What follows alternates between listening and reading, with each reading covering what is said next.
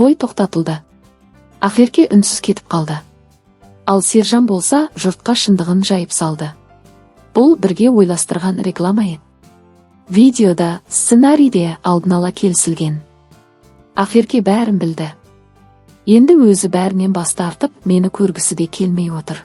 Өзіне бір ауыз сөз айтқан кезде жарайды минут сөйлеу деген еді, бірақ видеоның болатынын және де ондай видеоның шығатынын Ақерке толығымен курста болатын. Мен ешкімнен барып тығылып түсірген жоқпын.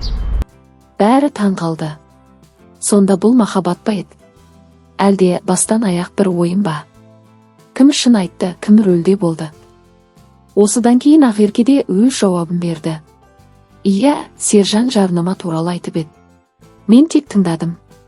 Бірақ бастапқыда-ақ бармайтын шығармын деген болатынмын. Ол соны білді.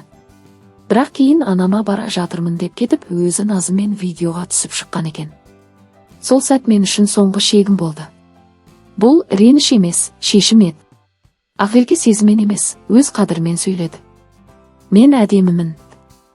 Мен өз өмірімді сүрем. Мен біреудің контенті емеспін. Маған айтты, негізі, мен бармайтын шығармын, скорее всего, деді. Мен білуімше, ол мамасына кеттім, мән берген жоқпын. Просто взгляд, даже бүкіл нәрсе бір көрініп тұрады ғой. Ал дәл сол кезде Назым желіні жарған сарказм жазбасын тастап кетті. Жандарым, өліп тіріліп, менің өткен кеткен байларымды санап, кіммен жүрдім, кіммен тұрдым, бәрін түгендеп жатыр екенсіңдер. Құрысын, ешкім қалып кетпесін. Өз байларыңды да қосып санап жібере салыңдар. Ашы күлкіме, ашулы кетпе, нақтысы бұл жауап кездейсоқ емес еді.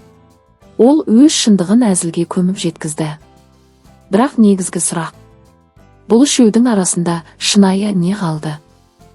Ақерке шын көңілмен жүрген қыз. Сержан түсінбей қалған жігіт. Назым бәрін жеңіл қабылдауға тырысқан әйел. Бірақ жеңіл нәрсенің өзі де кейде ауыр. Әсіресе біреудің сезіммен ойын болған кезде. Қазір бәрі өз жолымен кетті. Ақерке өз еркіндігін тапты. Сержан не жоғалтқанын енді сезіп жатыр. Назым өзін ешкімге түсіндіруге міндетті емеспін деп отыр. Ал жұрт көруде, бақылауда, пікір жазуда. Бірақ бұл кино емес. Мұнда шын жылаған, шын өкпелеген, шын шаршаған жүректер бар. Мүмкін осы жағдай бізге бірақ нәрсені еске салар. Сезім контент емес. Адам сценарий емес. Жүрек жарнама үшін соқпайды. Ақерке бұл жолы өз қадірін бірінші орынға қойды. Бұл әлсіздік емес. Бұл биіктік.